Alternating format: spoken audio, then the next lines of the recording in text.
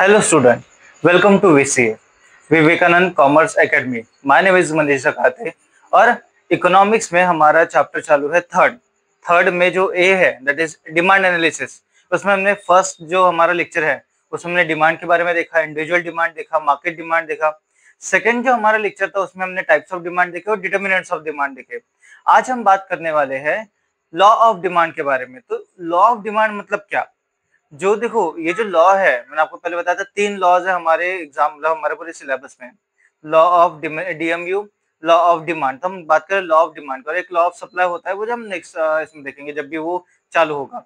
तो बात करते हैं लॉ ऑफ डिमांड के बारे में। तो लॉ ऑफ डिमांड जो है वो दिया है हमको प्रोफेसर अल्फ्रेड मार्शल ने। तो जो प्रोफेसर अल्फ्रेड मार्शल है वो जो है उन्होंने अपने जो फेमस बुक है प्रिंसिपल ऑफ इकोनॉमिक्स, उसमें उन्होंने लॉ ऑफ डिमांड जो है उसके बारे में डिफाइन किया है। तो बेटा हम पहले देखते हैं स्टेटमेंट के बारे में। तो देखिए लॉ ऑफ डिमांड का स्टेटमेंट मैंने आपको लिख कर दे दिया यहाँ पर। अब उसकी शेड्यूल और डायग्राम के बारे में बात करेंगे। आज हम लॉ ऑफ डिमांड में शेड्यूल, स्टेटमेंट, डायग्राम, अजम्पशन और एक्सेप्शन के बारे में बात करने वाले हैं। तो सबसे पहले हम बात करते हैं लॉ ऑफ डिमांड के स्टेटमेंट की। लॉ ऑफ डिमांड की अगर हम बात करें तो लॉ ऑफ डिमांड हमको अल्फ्रेड मार्शल ने दिया है। उनके जो फेमस बुक है प्रिंसिपल ऑफ इकोनॉमिक्स, तो उसमें इसमें दिया है, वहां पर जो है बहुत अच्छे से डिफाइन कर दिया। तो हम बात करते हैं लॉ ऑफ डिमांड के बारे में। तो लॉ ऑफ डिमांड जो है उन्होंने बोला according to professor Alfred Marshall other thing being constant, according to professor Alfred, ये स्टेटमेंट हमारा, according to professor Alfred Marshall other thing being constant, higher the price of commodity smaller is the quantity demanded and lower the price of commodity larger is the quantity demanded। तो इस statement में हमको ये बताया गया है कि अगर आपकी कमोडिटी की प्राइस जो है वो ज्यादा हो जाती है, higher the price of commodity smaller is the quantity demanded and lower the price of commodity larger is the quantity demanded. क्योंकि इनमें इनवर्स रिलेशन, हमने ये डिमांड में भी देखा, डिमांड में इनवर्स रिलेशनशिप होता है प्राइस और डिमांड में। कैसे कि जब प्रोडक्ट की प्राइस ज्यादा होती है तो डिमांड जो है वो कम हो जाती है। तो उसी तरीके से हमको जो है प्रोफेसर अल्फ्रेड मार्शल ने जो है स्टेटमेंट दिया है। प्रोफेसर अल्फ्रेड मार्शल कहता है कि अदर थिंग बीइंग कांस्टेंट, बाकी सारी चीज आपको कांस्टेंट रखना है। जैसे कि हमने उससे पहले देखे थे डिटर्मिनेंट्स ऑफ डिमांड में, जिसमें price, income, population, taste, habit, fashion, तो जितने भी पॉइंट्स है उसमें प्राइस में ही चेंज होगा, उसके अलावा बाकी सारी चीजें कैसी रहने वाली, कांस्टेंट रहने वाली है। तो हम बात कर रहे हैं शेड्यूल के बारे में। हमारा स्टेटमेंट हो गया। हम देखते हैं शेड्यूल के बारे में। शेड्यूल मतलब सेम वही मैंने आपको जो इंडिविजुअल डिमांड हमने जब पढ़ा था उसमें जो शेड्यूल था सेम शेड्यूल इसमें भी रहेगा। सबसे पहला कॉलम होगा हमारा price of commodity, price of commodity मतलब एक्स, ये रहता है रुपीज में। और देन रहता है क्वांटिटी डिमांडेड, क्वांटिटी डिमांड, क्योंकि डिमांड क्वांटिटी में क्या करते हैं, क्वांटिटी डिमांडेड। तो क्वांटिटी डिमांडेड रहता है बेटा केजी में, कौन सा फॉर्म में रहता है, केजी के फॉर्म में। तो प्राइस ऑफ कमोडिटी में लेते हैं हम 10, सेम उसी की तरह, आप ज्यादा एफर्ट मत लगाओ, जितना दिया उतना ही करो। 10, 20, 30, 40 एंड 50, ये जो है हमारे प्राइस दी है। तो जैसे हमने देखा लॉ ऑफ डिमांड में कि जैसे आपके प्रोडक्ट की प्राइस जो है वो हाई होती है, higher the price of commodity, यहाँ पे देखिए प्राइस जो है हाई हो रही है तो smaller is the quantity demanded and vice versa, vice versa मतलब अपोजिट। तो जब 10 रुपीज प्राइस है तो हमारी क्वांटिटी डिमांडेड जो है वो ज्यादा हो जाती है क्योंकि बहुत सस्ता है। तो इसलिए 5, 4, 3, 2, 1, ये होता है हमारा शेड्यूल। अब हम बात करते हैं डायग्राम के बारे में। सेम शेड्यूल है, अब डायग्राम के बारे में बात करते हैं। देखो डायग्राम, डायग्राम में मैंने आपको बताया था सेम, ये already individual demand market demand की जैसे होती है। पहला होता है एक्स एक्सिस, सेकंड होता है एक्स डैश, ये होता है Y axis and this is Y dash, और ये ओरिजिन। यहाँ पर हम लेते हैं प्राइस वाई एक्सिस में और एक्सिस में लेते हैं क्वांटिटी डिमांडेड, क्वांटिटी डिमांडेड। तो जो प्राइस ऑफ कमोडिटीज है तो 10 से लेके तो 50 तक, 10, 20, 30, 40 एंड 50, ये जो है हमारा प्राइस जो है मतलब उसके में दिया है एक्स एक्सिस वाई एक्सिस में। तो हमने वाई एक्सिस पे लिखा प्राइस ऑफ कमोडिटी और जो एक्स एक्सिस उसमें लेते क्वांटिटी डिमांडेड। क्वांटिटी डिमांडेड में कि पहला है हमारा, जैसे 0 के बाद में 1 लेते हैं, 1, 2, 3, 4, 5 एंड 6, ये थोड़ा सा इधर उधर हो सकता है, आप एडजस्ट कर लीजिएगा। तो देखिए जब 10 रुपए प्राइस है तो हमारा डिमांड कितना है, 5 केजी। 10 रुपए प्राइस में डिमांड कितनी है, 5 केजी। और सेम, सॉरी 6 नहीं है, 5। और जब हमारा जो प्रोडक्ट की जो प्राइस है जब वो कितनी 50 हो जाती है, मतलब प्राइस ज्यादा हो जाती है, तो डिमांड हमारी कम हो जाती है 5 केजी तक। बस आपको इन दोनों को ज्वाइन करना है, that is DD, demand curve. और डिमांड कर्व जो होता है हमारा स्लोप डाउनवर्ड होता है, हमने लास्ट के लेक्चर में भी देखा है। डीडी मतलब demand curve, that is slope downward from left to right. तो ये होता है बेटा हमारा इंडिविजुअल डिमांड के बारे में, the individual demand, market demand, तो हमने पहले वाले चैप्टर में देखा था। देन उसको हम बात करते हैं हमारा स्टेटमेंट। स्टेटमेंट हमने देखा, हमने शेड्यूल देखा और हमने डायग्राम देखा। तो बेटा आप इसकी स्क्रीनशॉट ले लीजिए। तो बेटा देखो, हमने लॉ ऑफ डिमांड देखा, लॉ ऑफ डिमांड में हमने स्टेटमेंट देखा है, देन डायग्राम और शेड्यूल मैंने आपको एक्सप्लेन कर दिया। अब हम बात करते हैं अजम्पशंस की। These are the assumptions and exception. तो अजम्पशंस में सबसे पहला अजम्पशन होता है। अब अजम्पशन में आपको समझा देते कि अजम्पशन मतलब एग्जैक्टली है क्या। अजम्पशंस मतलब जो लॉ ऑफ डिमांड जब अल्फ्रेड मार्शल ने बनाया था तो कौन सी चीजों को अज्यूम किया। और आपने अगर स्टेटमेंट में अच्छे से ध्यान दिया होगा, उन्होंने फर्स्ट लाइन बोली है that is other things being constant, और उसके बाद में जो higher the price of commodity small is the quantity demanded and lower the price of a commodity larger is the quantity demanded. तो उन्होंने प्राइस के बारे में ही बताया कि price is the factor which affect the demand, उसके अलावा बाकी फैक्टर्स के बारे में बात ही नहीं हुई है। इसलिए उन्होंने बोला कि अदर थिंग्स कैसे है, कांस्टेंट है। तो इसलिए हमारे सबसे पहला जो अजम्पशंस में है, सबसे पहला अजम्पशन में पॉइंट होगा हमारा नो चेंज इन इनकम। कि हमारे जो इनकम है प्रोडक्ट की, कंज्यूमर की जो इनकम होती है उसमें हम चेंज नहीं करेंगे, क्योंकि इनकम में चेंज होने की वजह से हमारे जो है डिमांड चेंज हो सकती है।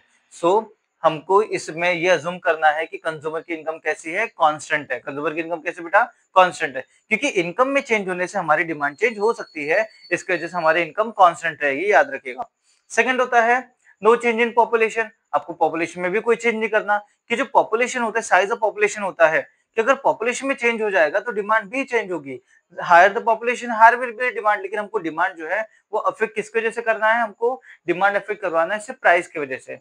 So price is the factor which affect the demand, but उसके साथ साथ बहुत सारे फैक्टर्स भी है, लेकिन हमको उन फैक्टर को कैसे रखना है, कांस्टेंट रखना है। तो हमने देखा प्राइस में sorry no change in income, no change in population. अब बात करते हैं no change in taste, habit and fashion.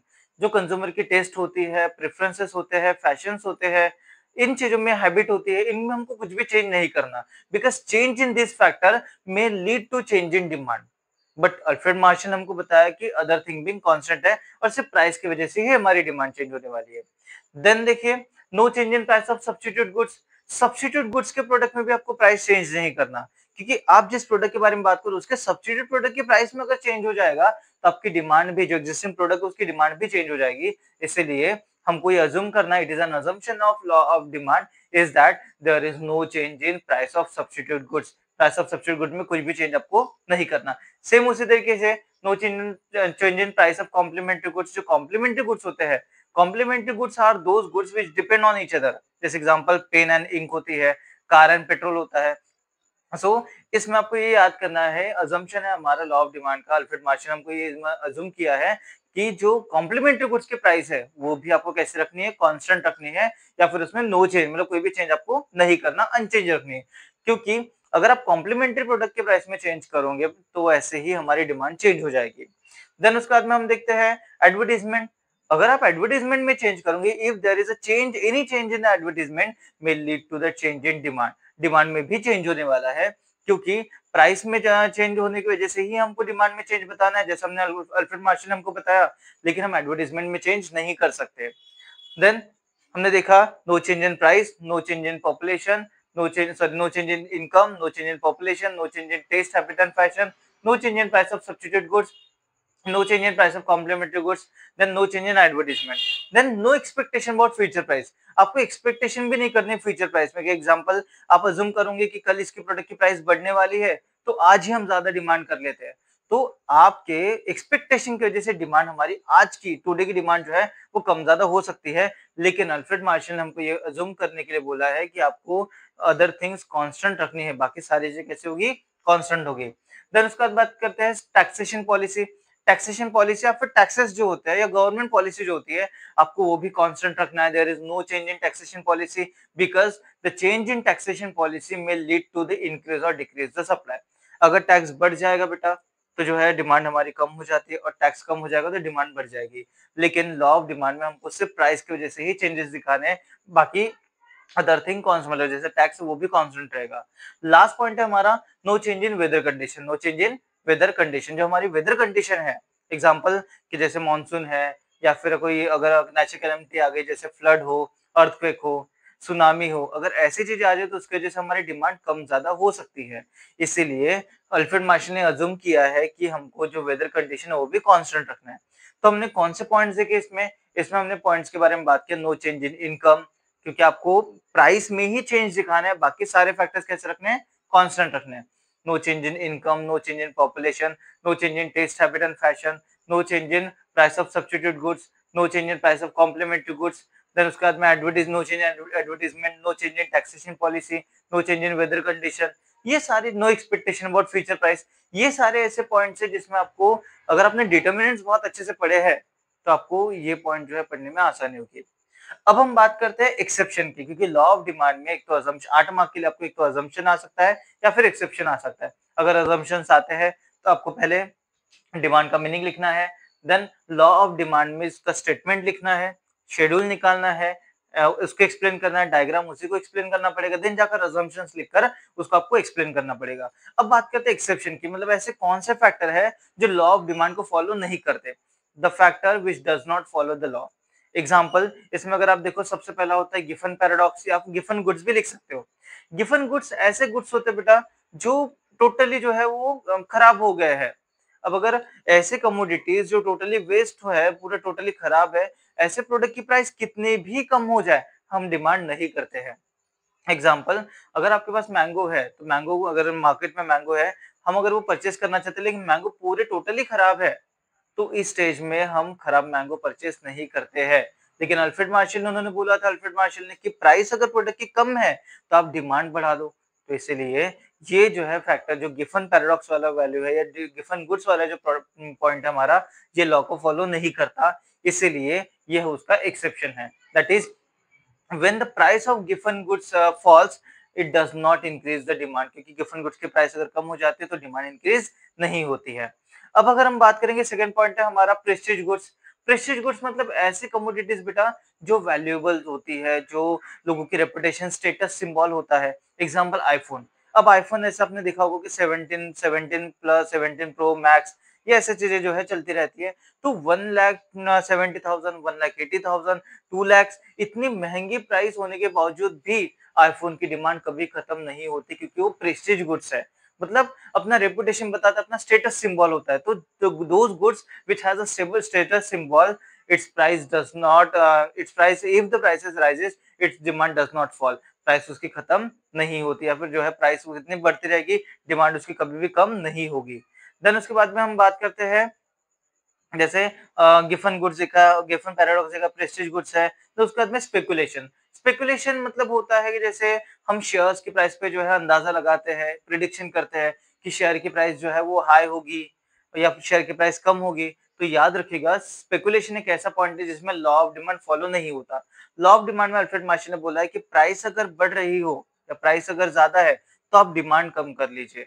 लेकिन स्पेकुलेशन में कैसा होता है, शेयर्स की प्राइस जितने ज्यादा बढ़ती रहती है, इन्वेस्टर्स और इन्वेस्ट करते हैं शेयर्स में। इसीलिए ये एक ऐसा फैक्टर है जो लॉ ऑफ डिमांड को फॉलो नहीं करता। तो हमने देखा है गिफन पैराडॉक्स या गिफन गुड्स आप लिख सकते हो। देन होता है प्रेस्टीज गुड्स, देन होता है स्पेकुलेशन, अब होता है प्राइस इल्यूजन। प्राइस इल्यूजन मतलब प्राइस के बारे में हमको जो है थोड़ा सा मिथ होता है कि दिवाली के समय जो है वो प्रोडक्ट की प्राइस जो है महंगी हो जाएगी, तो हम आज ही ज्यादा खरीद लेते हैं। लेकिन आज भी तो महंगी है बेटा। तो जैसे हम बाय वन गेट वन देखते हैं कि बाय वन गेट वन है, सो इसमें क्या हम ना थोड़ा सा फंस जाते हैं कि हमको दो प्रोडक्ट मिलते हैं, लेकिन ऐसा कुछ नहीं होता। वो जो है आपको ज्यादा प्राइस में जो है वो आपसे ज्यादा डिमांड करवा रहे हैं।